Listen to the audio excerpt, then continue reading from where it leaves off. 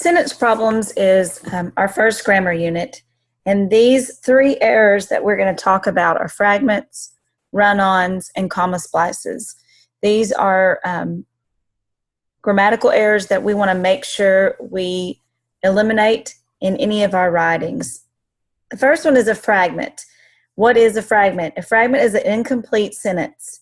Just because you put a period after a group of words does not mean it is a sentence. Sometimes a fragment is missing a subject, sometimes it's missing a verb, but overall a fragment is an incomplete sentence that has been marked as a complete one. One thing that fragments are sometimes missing is a verb or part of a verb string. Could just be missing a helping verb. For example, John working extra hard on his hook shot lately. Well, I have a subject of John, I have a verb working, but it's still missing something. The corrected version of this would be John has been working extra hard on his hook shot lately. You can see that the has been there is what we have added, and that has become our helping verb. Sometimes a fragment is missing a subject. For example, wandering through the streets around midnight. Well, I have a really good verb, wandering. I have a lengthy prepositional phrase, through the streets around midnight, but I'm missing a subject. I could correct this one way by just putting my subject first. The teens were wandering through the streets around midnight. Or perhaps I want to start the sentence with wandering through the streets around midnight. Then I need to add an independent clause. Wandering through the streets around midnight, comma, we witnessed an accident. Sometimes a fragment is a dependent clause punctuated as a complete sentence. And in order to understand that, you need to know what a dependent clause is. A clause is a group of words that contain a subject and a verb. There's two types of clauses. There's an independent clause and a dependent clause.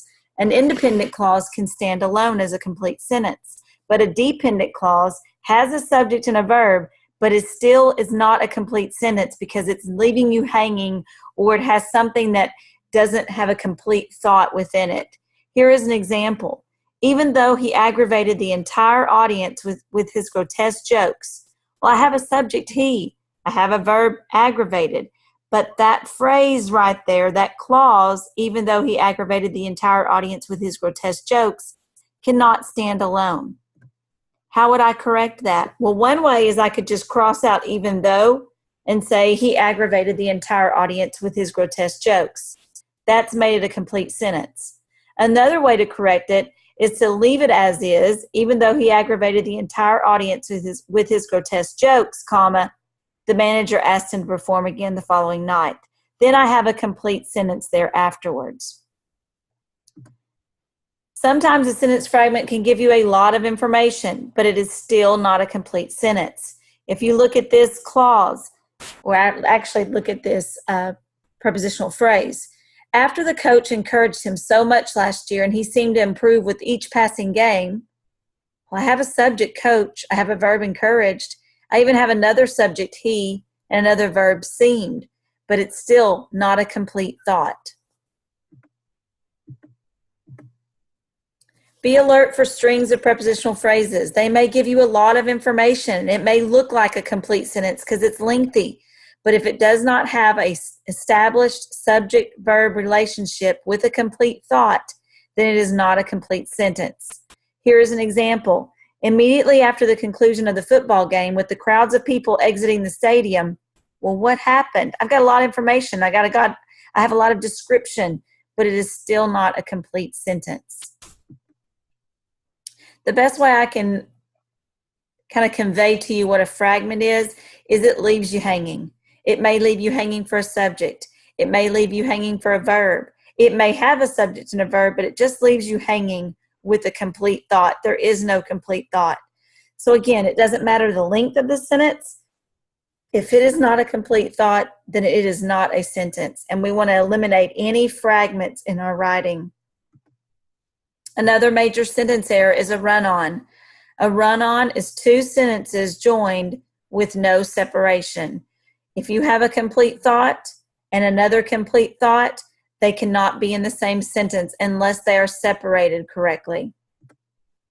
Think of an independent clause as two trains connected, but they're going in opposite directions. There's no way that these two trains that are connected are going to work because they're each headed in different directions. And that's the way I think of a run-on.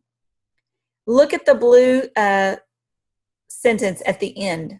Some students think they can study for an important exam by cramming all night. They are probably wrong. Well, that is a run-on. Where does my first sentence end? Think about it. Hopefully, you thought that it ended after night, because that's where the first sentence ends, and then you have another complete sentence beginning there. That would be considered a run-on. How do I correct that run-on? There's 4 ways to correct a run-on sentence. The first way is to just stick a period in between the 2 sentences. Some students think they can study for an important exam by cramming all night. Period. They are probably wrong. Or I need to insert a comma plus a coordinating conjunction. Well, that's a big word. What is a coordinating conjunction?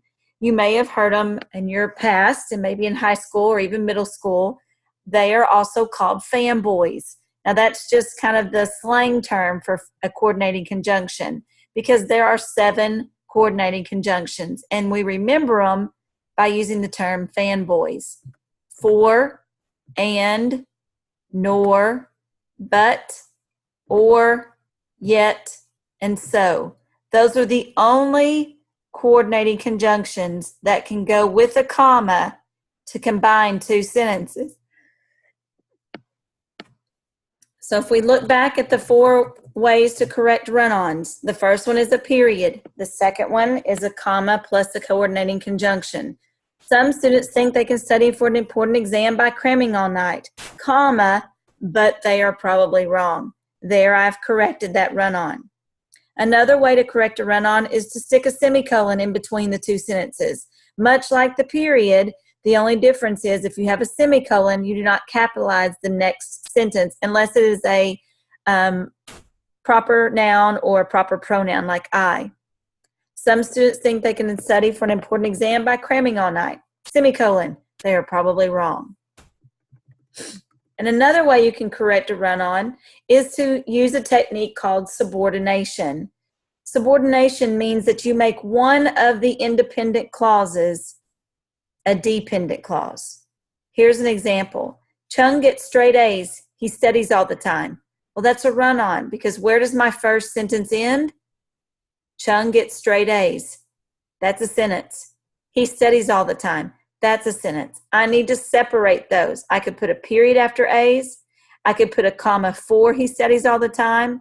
I could put a semicolon after A's. Or I can make one of these independent clauses a dependent clause. Chung gets straight A's because he studies all the time. You'll notice that the because phrase does not have a comma before it because is not a coordinating conjunction. Okay? Or I can say Chung, who studies all the time, gets straight A's. Now I've just put my dependent clause in between the 2 sentences that were made it a run-on. Remember, 2 or more complete thoughts in one sentence, if they can stand alone, then you need to separate them by the correct punctuation or the correct words. The third kind of sentence error is a comma splice. A comma splice is very similar to a run-on, but the comma splices, they've tried to separate the sentences, but they've only put a comma in between them. A comma in between 2 sentences is not one of the ways that we talked about separating 2 sentences. Here is a comma splice. My glasses are not strong enough. I cannot get to the eye doctor until next week. That is 2 complete sentences. I cannot join 2 sentences with just a comma. How do I correct a comma splice? The same way you correct a run-on. So let's look at that 1 comma splice and look at the 4 ways to correct it. One way was to stick a period in between. Another way is to put a comma plus one of my fanboys or one of my coordinating conjunctions. Or I can put a semicolon in between. And the 4th way was to use subordination. Even though my glasses are not strong enough, comma, I cannot get to the eye doctor until next week. Now I've made the first independent clause into a dependent clause. Let's try these on your own. Carlos took the job and he was happy to get it. If I'm working through this one, I'm going to look at the first part of it. Carlos took the job. Could that be a sentence? Yes. Could the second part, he was happy to get it, be a sentence? Yes. So I've got two complete sentences. Can I join two complete sentences with just an and? No. I need a comma right here, right?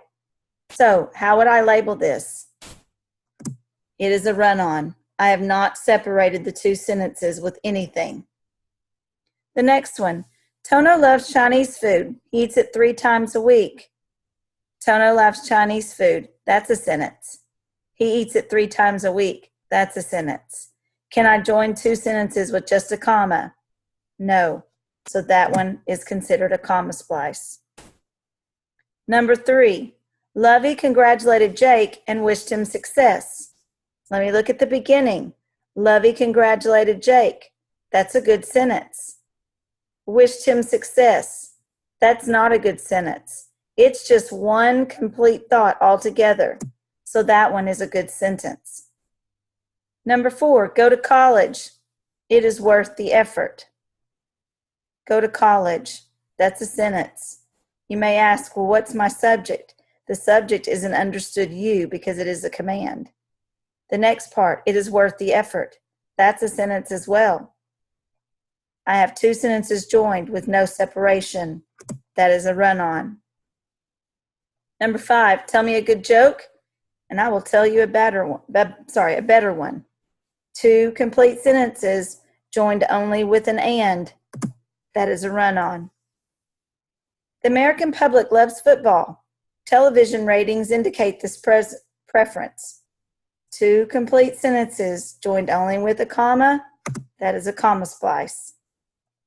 Number 7, we support and appreciate you. We support.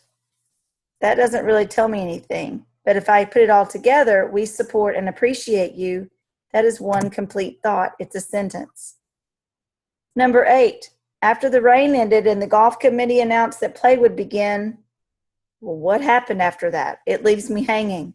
If it leaves me hanging, it's a fragment. Number 9, several players not caring about the team as a whole. What did they do? I don't have a verb in that sentence. It is a fragment. Number 10, despite the negative attention, the president decided to let the controversial play go as scheduled. Well, I have a red flag because I have a comma here. But just because I have a comma in a sentence doesn't mean it's a comma splice. What comes after the comma, the president decided to let the controversial play go as scheduled, is a good sentence. But what comes before the comma, is that a sentence? Despite the negative attention? No. So that is just an introductory phrase with a comma after it. So that is a good sentence.